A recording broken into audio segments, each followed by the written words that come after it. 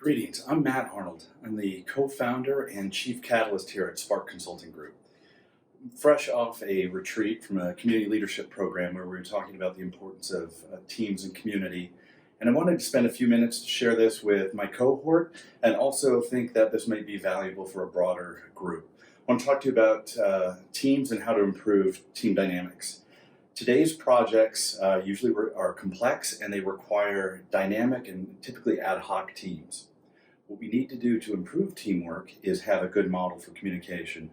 One that served me well over the years is a Group Bullseye. This Bullseye is modified from the work that I did with John Cragan and Dave Wright.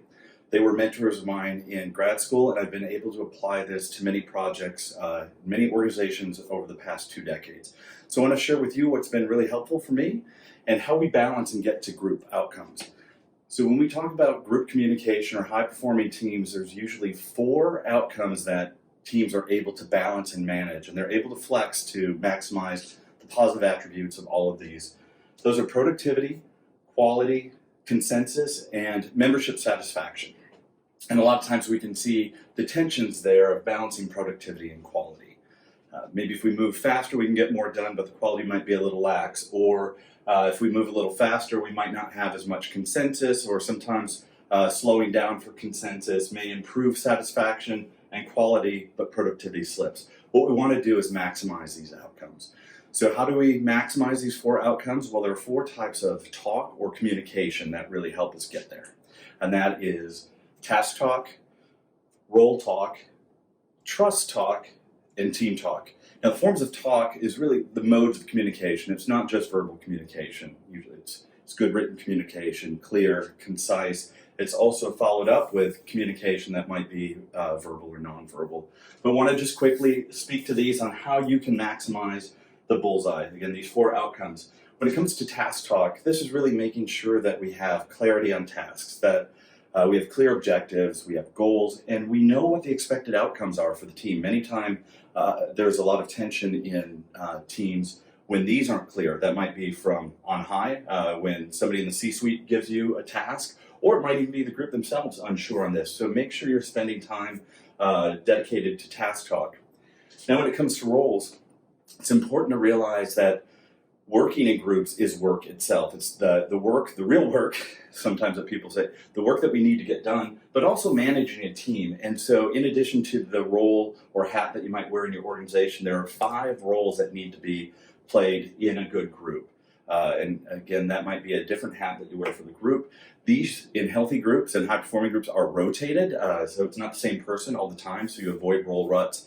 But really, you're looking for who in your organization is doing the work. You need a task leader for your group, and the best groups are usually leader lists. That's not leadership lists, but they're leader lists, but you do need a task leader that can step up at different times. And again, usually if this flexes, it's a lot more powerful for the group that other people can take over.